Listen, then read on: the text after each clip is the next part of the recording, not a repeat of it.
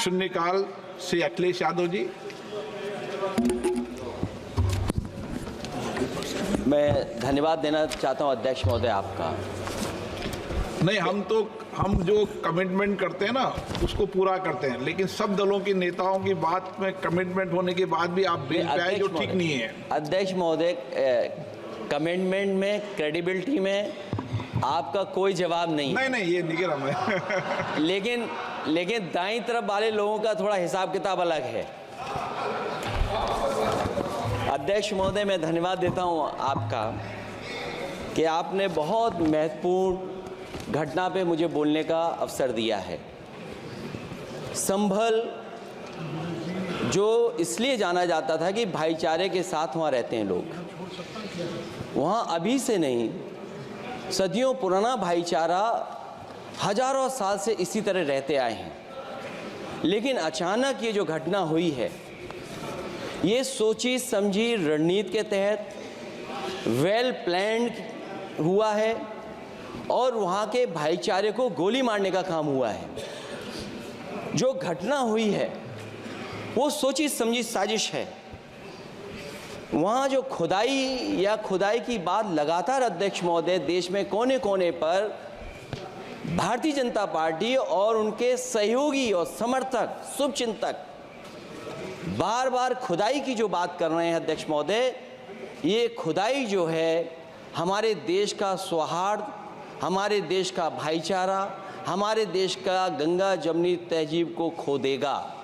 मैं आपका धन्यवाद इसलिए भी देता हूं कि इस महत्वपूर्ण जो साजिश हुई, और वो साजिश सोची समझी इसलिए मैं बोल रहा हूं। उत्तर प्रदेश का चुनाव था, पहले 13 तारीख को चुनाव होना था और 13 तारीख के चुनाव को उन्होंने बढ़ा करके 20 तारीख कर दिया। और इस जो घटना है मैं आपके सामने पढ़ना चाहता हूं।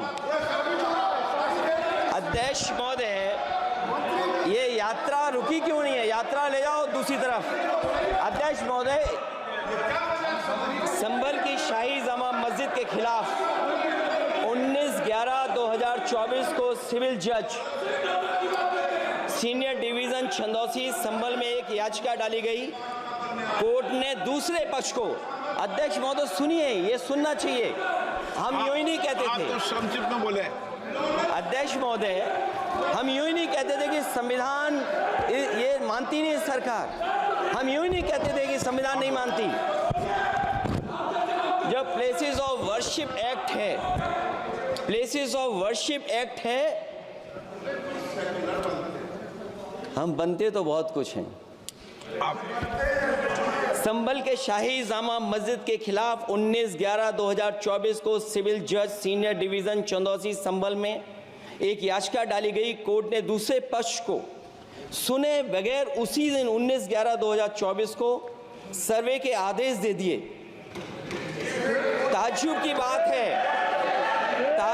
बात है, संभल के जिलाधिकारी संभल और पुलिस अधीक्षक संभल आदेश को पढ़े बगैर 2 घंटे के बाद सर्वे के लिए पुलिस बल के साथ शाही जामा मस्जिद पहुंच गए। जामा मस्जिद की कमेटी, जनप्रतिनिधि, उलेमा इकराम, सभी अधिवक्ताओं ने सहयोग दिया। जिलाधिकारी संभल और पुलिस अधीक्षक संभल ने 2.5 घंटे सर्वे के बाद कहा, आप सब सर्वे पूरा हो चुका है और अब रिपोर्ट कोर्ट को भेज दी जाएगी। लेकिन दिनांक 22/11/2024 फ्राइडे को जुमे की नमाज के लिए लोग नमाज अदा करने के लिए जामा मस्जिद पहुंचे, लेकिन पुलिस प्रशासन ने बैरिकेड लगा दिया ताकि लोग नमाज न पढ़ सकें। उसके बाद भी लोगों ने संयम बरतते हुए नमाज अदा की और किसी प्रकार का विरोध प्रदर्शन नहीं किया। 29/11/2024 को कोर्ट की अगली तारीख तय थी। शाही जामा मस्जिद की कमेटी और मुस्लिम समाज के सभी लोग कोर्ट में केस की पैरवी के लिए तैयारी कर रहे थे, परंतु दिनांक 23/11/2024 की रात पुलिस प्रशासन द्वारा कहा गया 24/11/2024 यानी अगले दिन सुबह को दोबारा सर्वे किया जाएगा। शाही जामा मस्जिद कमेटी और अधिवक्ता ने कहा कि इस सर्वे तो मुकम्मल हो चुका है, अब दूसरे सर्वे की क्या आवश्यकता है? कोर्ट के आदेश का हमने पालन कर दिया।